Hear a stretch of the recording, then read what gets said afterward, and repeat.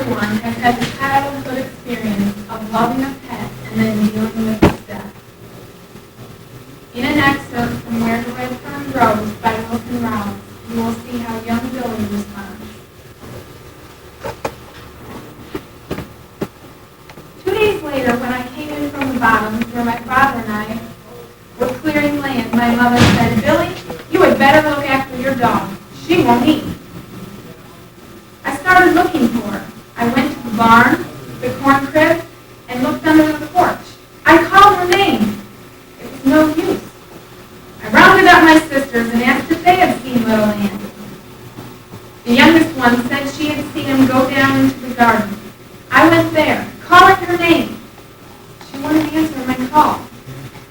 I was about to give up. And then I saw her.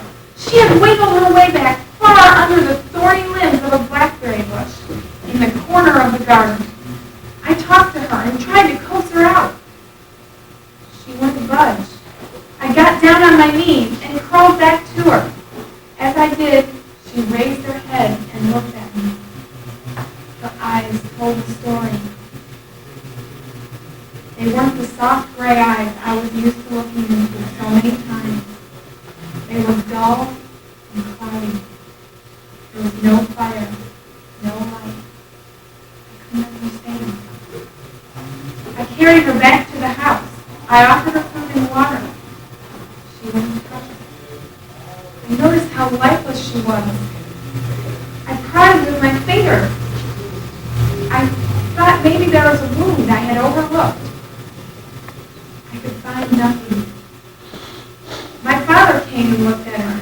He shook his head and said, "Billy, it's no use. The life has gone out of her. She has no will to live." He turned and walked away. I couldn't believe it. I couldn't. With eggs and a rich cream, I made a liquid. I pried her mouth open and poured it down. She responded to nothing I did. I carried her to the porch, and I laid her in the same place I had laid the body of old Dan. I covered her with gunny sacks. All through the night, I would get up and check on her. The next morning, I took warm, fresh milk, and again I opened her mouth and fed her. It was a miserable day for me. At noon was the same. My dog had just given up. There was no will to live. That evening, when I came in from the fields, she was gone. I hurried to my mother. Mama told me she had seen her go up the hollow from the house. So weak she could hardly stand. Mama had watched her until she disappeared into the timber.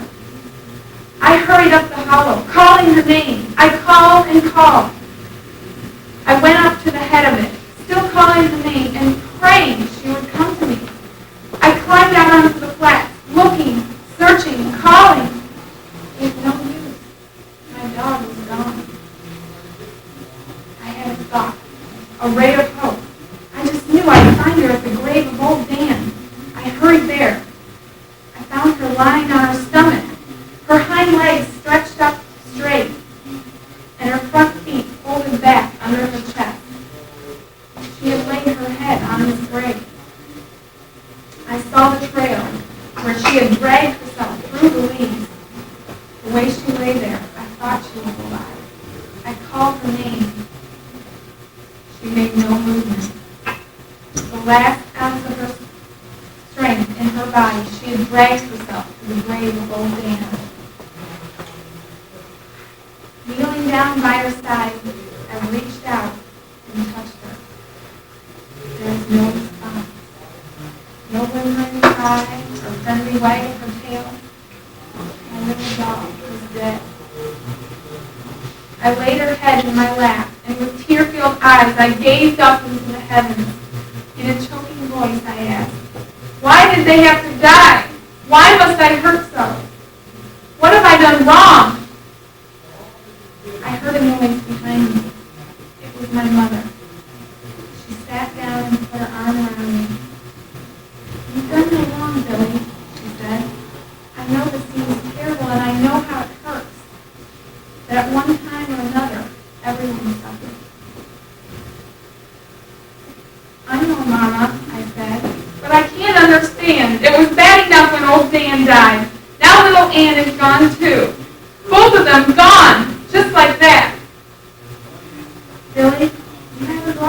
dogs altogether, Mama said. You'll always have their memory. Besides, you can have some more dogs. I rebelled at this. I don't want any more dogs, I said. I won't ever want another dog.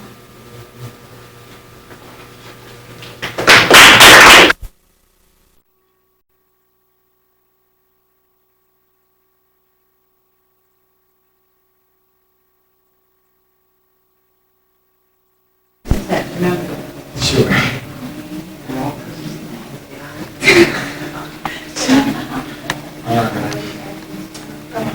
Marriage is a road which two people walk down, but oftentimes there's conflicts that they find.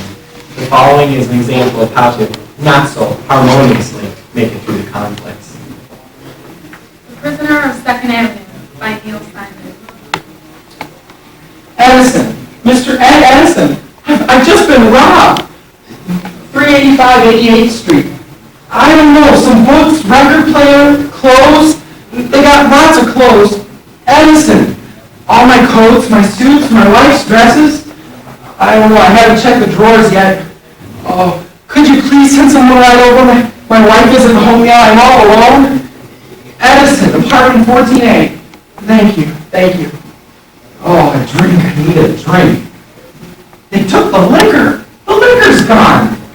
Melanie, is that you? Did Mildred come in and clean today? No, Tuesdays and Thursdays. Well, what happened here? This place is a mess. I've been robbed. Robbed? What do you mean, robbed? Robbed. What does robbed mean? They come, they take things. We've been robbed. All right, calm down. Take it easy. I'm just trying to ask you a simple question. What happened here? What did they get? I don't know. I was out shopping. I was gone only 5 minutes. 5 minutes, that's all? 5 minutes. 5 minutes, huh? Well, then we better call the FBI because every crook in New York must have been here. Well, then that's who was here because I was only gone 5 minutes. When you came into the building, did you notice anybody suspicious looking? Everyone in this building is suspicious looking. Well, did you see anybody carrying any bundles or packages? I didn't notice. What do you mean you didn't notice? Do you think I'd look for people walking out of the apartment with my TV? They took the TV? I called the police. You called the police? Didn't I just say that? Well, did you tell them that? What do you think I told them? You think I'm friendly with the police? Of course I told them that. What kind of questions are you asking me? What's wrong with you? Calm down! You're hysterical! I am not hysterical. You're hysterical! The lock. It's not broken. It doesn't even look like it's been messed with. How do you think they could have gotten in here? Maybe they found my key. What do you mean, found your key? Don't you have your key? Well, I lost it. I thought I lost it in the house, but I guess I could have lost it in the street. Lost it in the street, huh?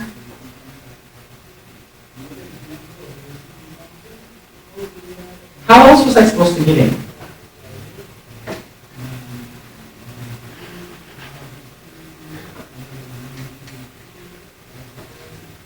How were you planning to get in after you had been shopping? Well, I left the door open. You left the door open? Well, I went shopping. How else was I supposed to get in? I didn't have my key. You left the door open? In a city with the highest crime rate in the world, you left the door open? What was I supposed to do? Take the furniture with me? How was I supposed to know they'd come and rob with me in the 5 minutes I was gone? You took a gamble, and you lost.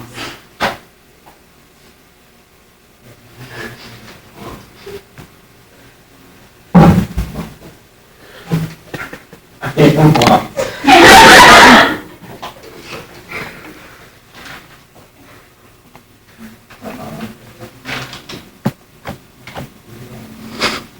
If they're going to go around trying doors.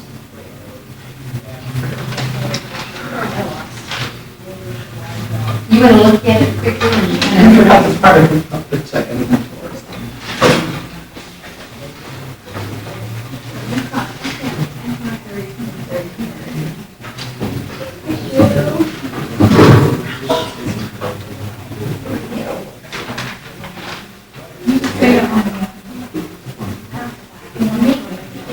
What was I supposed to do? Take the furniture with me?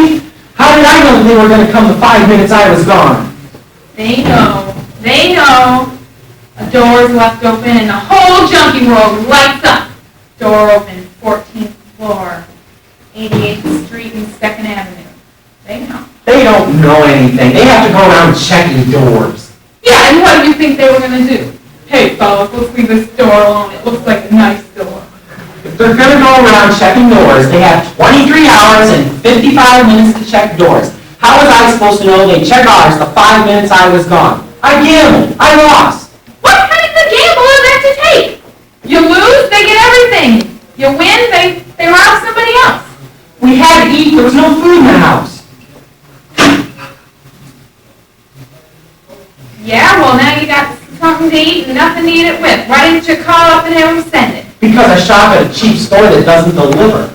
I'm trying to save us money. You had me worried the other night, and all I'm trying to do is save us money. What are you doing? I'm cleaning up. This place is a mess. Now? We've got people coming over in a few minutes. The police? You're cleaning up for the police? What, are you afraid they're going to put you down in their books as a bad housekeeper?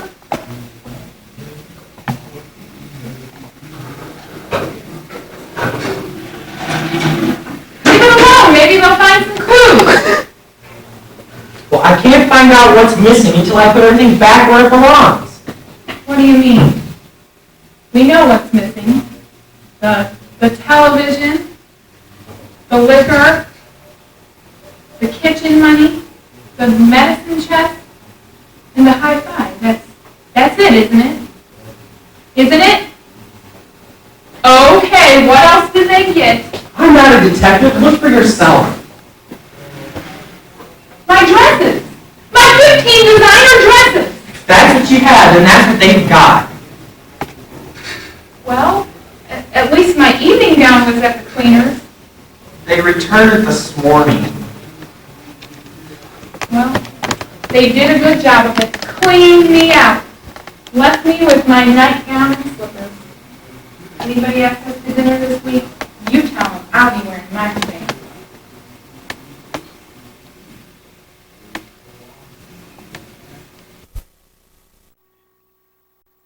It's like 2 minutes till. Okay, whenever you're ready. Many people are not aware of the racism that exists in our country. When responding to a survey, 92% of African Americans say they have experienced some sort of racism. We must do our part to make Martin Luther King's dream a reality. About a year and a half ago, a woman was driving through a street in Tiscala. In her rearview mirror, she noticed a red pickup truck following her closely. The driver, a stranger, motioned her to pull over. She pulled over. He got out of his truck. "What are you doing here?" he demanded.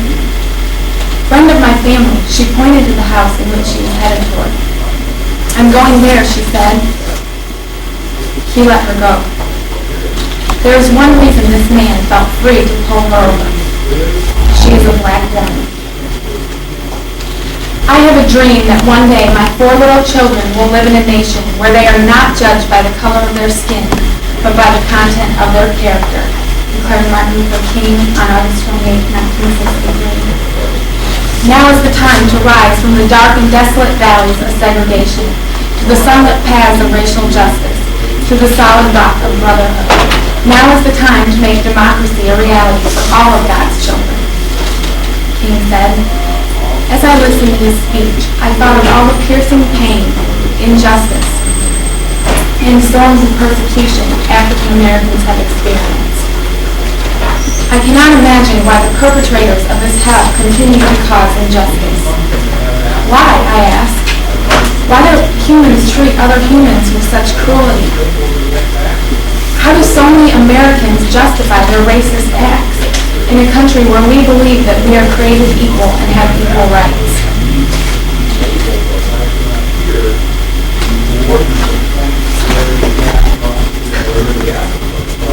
Through this darkness, King spoke of hope and change. In his dynamic voice, he told of his faith that we, the people of America, would be able to transform the jangling discords of our nation into a beautiful symphony of brotherhood. With this faith, he said, we will be able to hew out of a mountain of despair a stone of hope. King believed that freedom and equality could be gained by using nonviolent tactics. We must rise to the majestic heights of meeting physical force with soul force, he said. Throughout political history, very few political leaders have won battles and forced change by using nonviolent tactics. It takes an incredible amount of willpower to be able to turn the other cheek. Tears came to my eyes as I listened to King's powerful voice tell of his dream. I envisioned the pure joy of former slaves and former slaveholders sitting down together at a table of brotherhood. I saw little black boys and girls join hands with little white boys and girls. We take a day off from school to celebrate what King did for our country. He and many others have made great strides toward his glorious dream of equality, forgiveness, and love. Although great improvements have been made in race relations, I do believe our country has a ways to go. We can only hope that one day a person of any color may drive through any street in America without fear.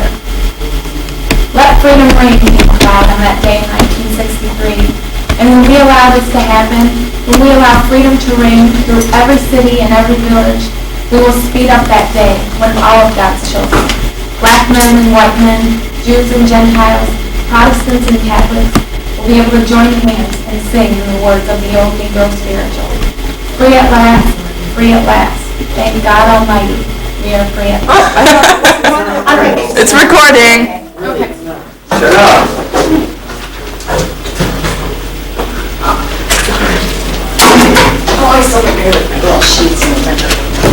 Welcome to our monthly Lifesavers meeting. After I agreed to speak to the club, I began to search for a topic. Several days later, I still had no clue what I would talk about. What would you like to hear? What could I say that would apply to everyone? When would I have time to write my speech? I'm so busy. Too many things to get done. Too many things to remember. Then it hit me smack in the face. The big bad S word. Stress. I had my topic, the effects, causes, and solutions for stress. As busy role models in our school, it is crucial for us to not let stress control us. We must control it. What is stress? My psychology book defines stress as the physical strain that results from demands or changes in the environment. But when it really comes down to it, stress is just the daily wear and tear that comes from being alive. I love the quip about that lady who goes for a drive whenever things get too stressful. She's now 2,600 miles away from home. All stress, positive or negative, stimulates a basic biological reaction called fight or flight. This hormonally stimulated state of arousal prepares you to face whatever is causing the stress. This chemical reaction influences your heart, nervous system, muscles, and other organs, preparing them for action. We will now take a close look at the heart and how stress affects it. The heart is a remarkable organ. It stands at the very core of life, and its beat is central to survival. Believe it or not, every day the heart pumps 2,000 gallons of blood, the equivalent of 100 large automobile gasoline tanks, through 60 miles of elastic tubing. The heart is the central target for much of the harmful stress we experience. The heart responds to signals from the complex chemical messengers circulating including the adrenaline hormones. This sensitivity to chemical messengers carries with it risks as well as advantages. Over a period of time, when out of balance, these messengers can literally destroy the heart. Heart disease is the 20th century's major health problem. An estimated 62.7 million Americans suffer from it. According to the American Heart Association, nearly 1 million Americans die each year from heart attacks, strokes, and other illnesses related to the cardiovascular system. This is more than all the other causes of death, including cancer, car accidents, and infections put together. In order to bring heart disease under control, we must deal with the essential cause of it. The risk factors for heart disease are family history of heart disease, cigarette smoking, high blood pressure, high blood cholesterol level, But is this the whole picture? Evidence continues to show under these factors lies the heart of the problem. Dependence on overproduction of adrenaline for our accomplishments. The reason heart disease appears to be inherited is our predisposition to higher adrenaline arousal is learned at a very young age. In short bursts, elevated adrenaline is not damaging or dangerous, but when sustained at high levels over a period of time, it causes immense damage to the heart and arteries. Of course, stress disease is not just confined to the heart. It attacks many parts of the body. While the other symptoms of stress are not always as life-threatening as heart disease, they certainly have a negative effect on the quality of our lives. For you as teenagers, warning signs of prolonged stress include frequent headaches, poor eating habits, difficulty in concentrating or sleeping, hyperactivity, fatigue, withdrawal from family or friends, outbursts of anger, acting out behavior, and loss of self-confidence. When any of these signs appear, it is definitely time to make some changes in your life. If you don't, you soon could be suffering from ulcers, migraine headaches, digestive problems, and muscle spasms. Whether it's fighting or running from physical dangers, losing a friend, falling in love, or getting a promotion, we are all called upon to adapt. Our degree of happiness and health, in large part, depends upon how successful we are in this adaptation. Next, I will give you ideas about how you can change your outlook when it's not possible to change the world around you. I will show you how to start taking charge of your reactions to people and situations so you can get more out of the very precious gift we call life. One way to reduce the amount of stress in our lives is to change our minds about how we relate to people and situations. Given that unfriendly people, waiting in lines, disappointments, flat tires, unrealistic deadlines, accidents, and a myriad of other problems are part of our daily living, it makes sense to learn how to react to them in such a way that our inner peace and pose are ruffled as infrequently as possible. We have it in our power to react to any situation with positive, constructive, loving thoughts, or to react with negative, destructive, hostile thinking. We can choose to let go of something, or we can choose to let it bug us. You talk to yourself throughout the whole day, whether you are aware of it or not. It's this self-talk that can make you your own best friend or your own worst enemy. It's commonly thought that people and situations around us are responsible for our stress. When we take a closer look, however, it's clear that no one can make us feel sad, angry, envious, foolish, or incompetent except ourselves. If someone says or does something and you get mad about it, you cannot rightly claim that he made you mad. What made you mad was your own self-talk. For example, you can choose to say, "Who does that bozo think he is anyway?" and get hot under the collar. Or you can choose to think, "That poor guy is really having a bad day," and let go of it. Secondly, it is important to be able to differentiate between a worry and a concern. A concern is something you can do something about, even if it's just the first step. A worry is something you can't do anything about. If you can't do anything about a problem, ask yourself, why am I allowing this to make me miserable? For example, you're worried about getting cancer. Ask yourself if there's anything you can do right now. You decide to read up on how to reduce the risks factors associated with cancer, such as quit smoking, start cutting down on dietary fat, eating more fresh fruits and vegetables, and whole grains. You can also decide to get regular checkups from a doctor. Your worry has now become a concern. Another example would be you're worried that the commercial jet you're flying in might run out of fuel and crash. Ask yourself if there's anything you can do. Obviously, there isn't, so why worry? Please take out a pen or pencil because to conclude, I will leave you with my top 10 teen stress reducers. Number 10, set up a weekly plan for physical exercise, whatever you enjoy most. Number 9, get up 15 minutes earlier in the morning so you feel less pressure from the clock. Number 8, eliminate destructive self-talk such as, I'll never understand this, or I'm too fat. Number 7, do something for somebody else. Number 6, when you start to feel stress, take slow, deep breaths. Number 5, do nothing which after being done leads you to tell a lie. Number 4, don't rely on your memory. Write down appointments, assignments, and things to remember. Number 3, laugh. The world around you is a funny place. Number 2, allow yourself a quiet time and write your thoughts and feelings in a journal. And what you've all been waiting for, the number 1 top 10 teen stress reducer. Talk it out. Discuss your problems with a trusted friend who can help you clear your mind of confusion and concentrate on problem solving. Someone once said, I'm not going to worry unless the animals start lining up 2 by 2 for the next space shuttle. As student leaders and role models of this school, it is essential for us to have a positive attitude so we can control that not as big as it sometimes seems S word in our lives.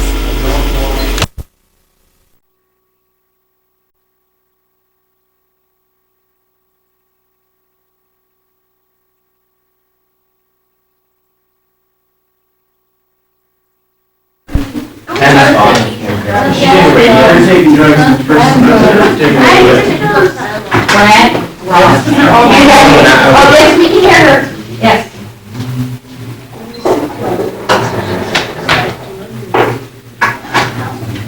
Why don't you say testing 1, 2, 3? Hey, Brad, she is. Instead of testing 1, 2, 3, say your name and your station call letters. Oh, yeah. Could you say your name and your station call letters? I'm testing. No, they don't make them say that. Oh, wait, she's concerned. Hello? Testing 1, 2, 3. Go ahead. Good morning, this is Hannah Foss for WVIC, the rock station that plays all the hits so you can listen longer. Today's news is brought to you by Protein Pro-B Shampoo. So hair is so healthy, it shines. In international news today, from Paris, teachers now have joined the massive public workers' strike in France. In Paris, nearly 70% of teachers walked out to support employees protesting government plans to overhaul French Social Security. Tens of thousands marched in other parts of the country. There's no doubt how a lot of Bosnian Serbs feel about the U.S. Thousands of them rallied in Sarajevo suburbs today and tried to burn a U.S. flag. It failed to ignite, so they stomped on it instead, that angered over the U.S. brokered peace agreement. From Beijing, Chinese authorities confiscated 30,000 fake Chicago Bulls polo shirts in Beijing today. The shirts, worth an estimated $64,000, were seized from 7 clothing stalls at a market in central Beijing. From Capitol Hill, as budget talks resume, White House officials are talking about a mechanism to guarantee a balanced budget in 7 years. They say it could involve automatic spending cuts in 2002. House Speaker Newt Gingrich says that's a good only as a backup plan. Also from Capitol Hill, members of the House are making it clear the depth of their displeasure on sending U.S. troops to Bosnia. Some 184 members, nearly all Republicans, have signed a letter objecting to the plan. Some opponents say they won't give up trying to stop the deployment. In Memphis, Tennessee, officials say at St. Jude's Children's Hospital, it's a holiday miracle. An anonymous donor has mailed the Memphis Hospital a $1 million game piece for McDonald's Monopoly promotion. The fast food chain says it will honor the game piece. Moving closer to home, the State University's retirement system has a new director. James Hackney will take over in February. The fund's former director, Dennis Spice, quit last spring after revelations that he received expensive perks and used fund money to make extravagant purchases. Hackney has been a pension fund director in Minneapolis. In Cutler, Perry County authorities are investigating a murder-suicide this morning. Sheriff Sam Hiller says John Howard apparently shot his wife Tammy and then himself. The couple's 5 children were at home at the time. In Decatur, 1 person is dead and another is injured today after an explosion at Archer Daniels Midland Decatur living plant. A company spokeswoman says the explosion happened in a coal boiler. Names of the victims have not been released. The motion to suppress a confession from the Bureau County trial, a man accused of multi-county robbery spree this past summer, has been denied. 36-year-old Dennis Poland of Spring Valley goes on trial Monday for the robberies of 5 Spring Valley businesses. Now a word from your sponsor, Pantene Pro V. Introducing Pantene Pro V Clarifying Shampoo. It deep cleans to help get rid of the buildup some products can leave behind. And it's actually good for your hair. Pantene's Pro Vitamin formula penetrates to improve. So what's left behind is lots of healthy shine. This is Claudia Schaefer speaking for Pantene. Within 14 days, Pantene Pro V can make your hair so healthy it's shiny best. That's because Pro Vitamin formula penetrates root to tip, improving the whole length of your hair. And the more you use it, the better it gets. Healthy, shiny hair doesn't happen overnight, but almost. Pantene Pro V, for hair so healthy it shines.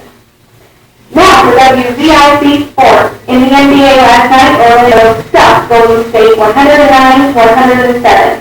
Anthony Hardaway and Dennis Scott each scored 23 points for the Magic. In the NHL last night, Los Angeles checked Winnipeg 6-3. Wayne Gretzky tallied a goal and 2 assists for the Kings. In college basketball, third-ranked Massachusetts bounced number 10 Wake Forest 60-46. Weather for today: this afternoon mostly sunny, high 32, light northwest to west winds. Tonight, increasing cloudiness, low 22, winds becoming southeast 10 to 20 miles per hour. Friday, cloudy with snow likely, high 30, and a 70% chance of snow. This has been Hannah Foss for WVIC, the rock station that plays all the hits so you can listen longer.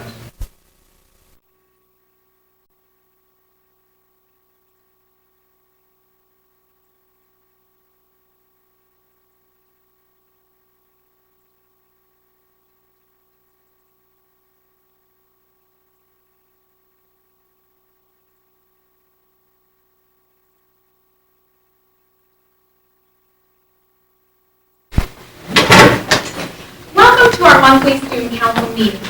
After I agreed to speak to the club, I began to search for a topic. But several days later, I still had no clue what to talk about.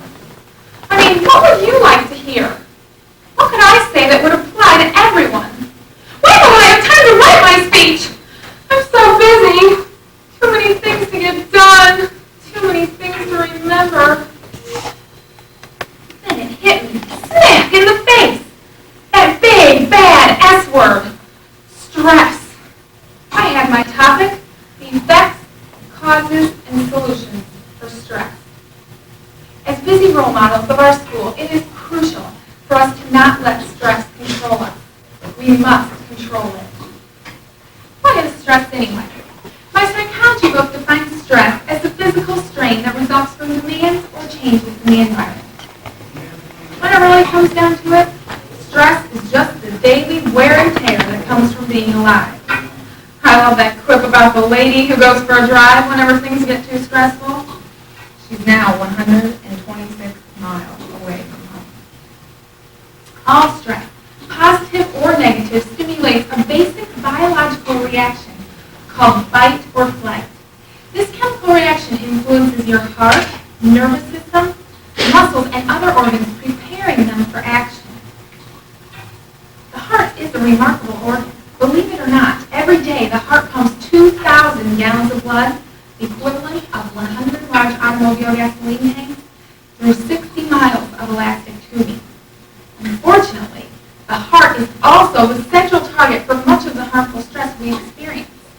Heart disease is America's #1 health problem. An estimated 62.7 million Americans suffer from it. In order to bring heart disease under control, we must deal with the essential cause of it.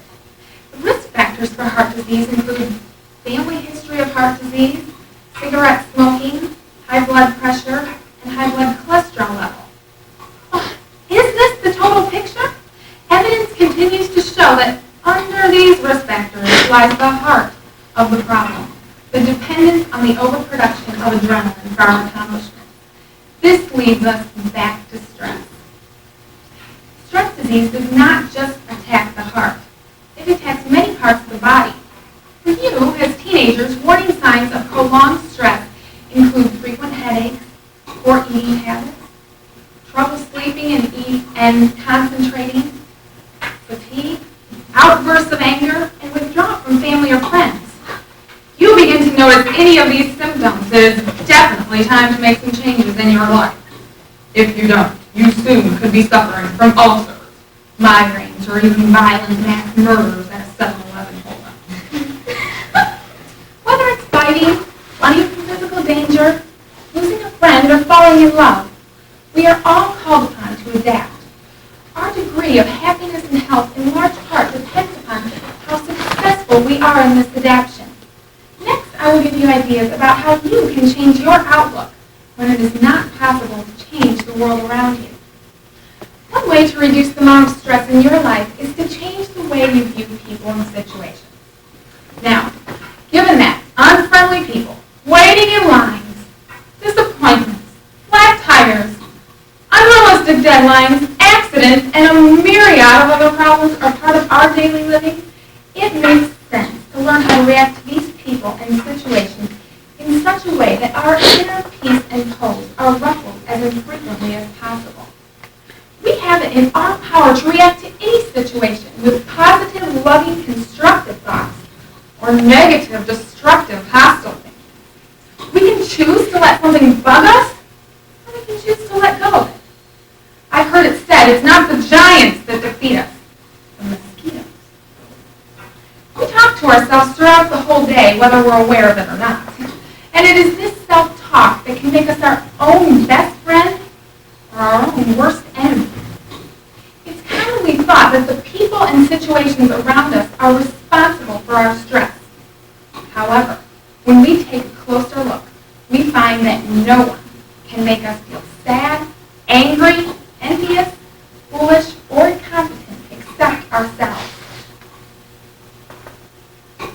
If someone says or does something and you don't like it, you cannot rightly claim that he made you mad. What made you mad was your own self-talk. For example, you can choose to say, "Who does that bozo think he is anyway?" and get hot under the collar.